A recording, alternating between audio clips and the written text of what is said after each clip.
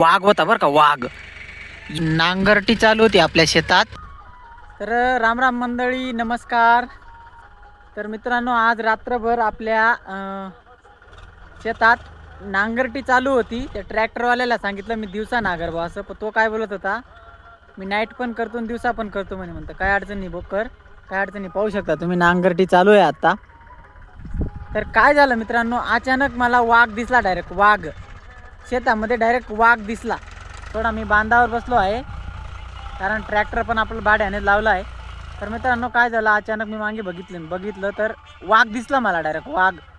लबाडनी बोलत मित्रांनो, मी या साईडकडून आला, डायरेक्ट इकडे पळून गेला वरती. तर एवढा मला डायरेक्ट एवढा भेऊन गेलो मी की डायरेक्ट म्हणतं काय करवान काय नाही, काय करवान काय नाही. तर डायरेक्ट मी ट्रॅक्टरवर जाऊन बसून घेतला मित्रांनो. एवढा भेवलो डायरेक्ट, कारण वाघच एवढा पॉवरफुल होता. डायरेक्ट पूर्ण असा पट्ट्याचा वाघ होता, धवळा फुल. तर मी तुम्हाला सर्व शेतकरी बांधवांना एकच सांगतो, रात्री कुठंही फिरू नका. वाघ बिबट्यांचा वावर खूप आहे.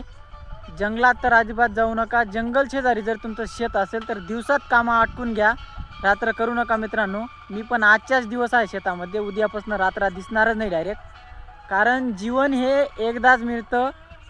काम तर आपल्याला दररोज करायचं आहे, पण जीवन हे एकदाच मिळतं. त्याच्यामुळे सर्व शेतकरी बांधवांना मी एकच सांगतो, काम जे करायचं असेल दिवसाच करून घ्या, रात्र करू नका. रात्र जर तुम्हाला भयानक आटोक्याचं काम करायचं असेल, अडचण असेल, तर तुम्ही एक दोन जण आपल्या सोबतीला ठेवा तरच या, पण एकटे शेतामध्ये येऊ नका मित्रांनो. तर आजचा व्हिडिओ एवढाच होता. धन्यवाद. भेटू लवकरच पुढच्या व्हिडिओमध्ये.